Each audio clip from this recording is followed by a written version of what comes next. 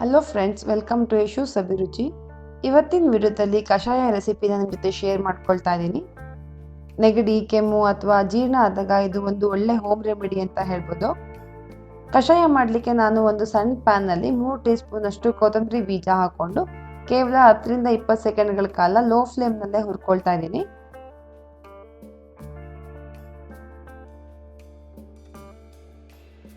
ಇದ್ರ ಹೊಂಬಣ್ಣ ಚೇಂಜ್ ಆದ ತಕ್ಷಣ ಒಂದು ಪ್ಲೇಟ್ಗೆ ಟ್ರಾನ್ಸ್ಫರ್ ಮಾಡಿಕೊಂಡು ಇದೇ ಪ್ಯಾನ್ನಲ್ಲಿ 1 ಟೀ ಸ್ಪೂನ್ ಅಷ್ಟು ಜೀರಿಗೆ ಹಾಗೂ ಅರ್ಧ ಟೀ ಸ್ಪೂನ್ ಅಷ್ಟು ಸೋಂಪು ಹಾಕೊಂಡು ಇದನ್ನು ಕೂಡ 10ರಿಂದ 20 ಸೆಕೆಂಡ್ಗಳ ಕಾಲ ಹುರ್ಕೋಬೇಕು.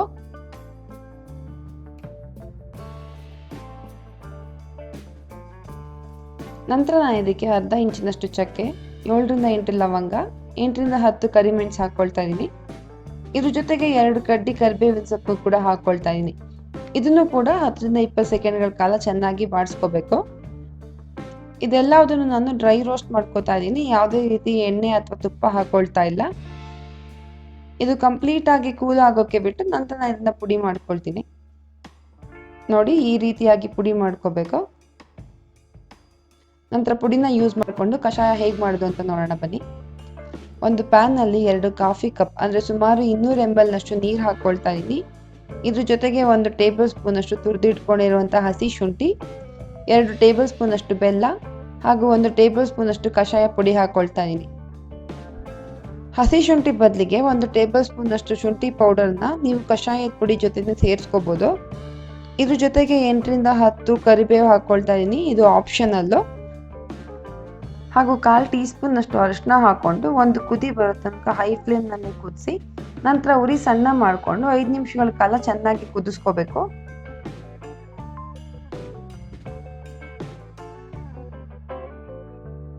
ಕಷಾಯ ಮಾಡೋದು ತುಂಬಾನೇ ಸಿಂಪಲ್, ಈಸಿ ಹಾಗೂ ಇದು ಆರೋಗ್ಯಕ್ಕೆ ಒಳ್ಳೆಯದು. ನಾನು ತಗೊಂಡಿರೋ ಅಳತೆನಲ್ಲಿ 3 ಬಾರಿ 2 ಕಪ್ನಷ್ಟು ಕಷಾಯ ಮಾಡ್ಕೋಬಹುದು. ನೋಡಿ, ಈಗ ಚೆನ್ನಾಗಿ ಕುದ್ದು ನೀರೆಲ್ಲ ಹಿಂಗಿದೆ ಹಾಗೂ ಕಷಾಯದ ಪುಡಿ ಅದ್ರ ಸಾರಾಂಶನೆಲ್ಲ ಬಿಟ್ಕೊಂಡಿದೆ. ಈಗ ನಾನು ಇದಕ್ಕೆ 1 ಕಪ್ನಷ್ಟು ಅಂದರೆ ಸುಮಾರು 100 ml ನಷ್ಟು ಹಾಲನ್ನ ಹಾಕೊಳ್ತಾ ಇದ್ದೀನಿ. ಇದನ್ನು ಕೂಡ 2 ನಿಮಿಷಗಳ ಕಾಲ ಚೆನ್ನಾಗಿ ಕುದಿಯೋಕೆ ಬಿಡಬೇಕು.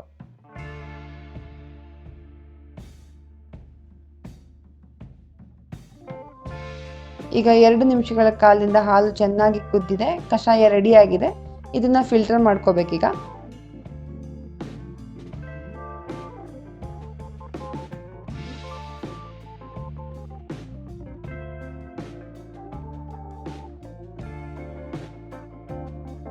ಆರೋಗ್ಯಕ್ಕೆ ಪುಷ್ಟಿ ನೀಡುವಂಥ ಕಷಾಯ ರೆಡಿ ಆಗಿದೆ.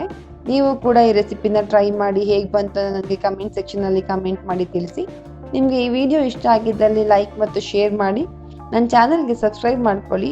ಹಾಗೆ ಪಕ್ಕದಲ್ಲಿ ಇರುವ ಬೆಲ್ ಐಕನ್ನ ಪ್ರೆಸ್ ಮಾಡೋದನ್ನ ಮರಿಬೇಡಿ. ಮುಂದಿನ ಹೊಸ ವಿಡಿಯೋ ಒಂದಿಗೆ ಭೇಟಿ ಆಗ್ತೀನಿ. ನಮಸ್ಕಾರ.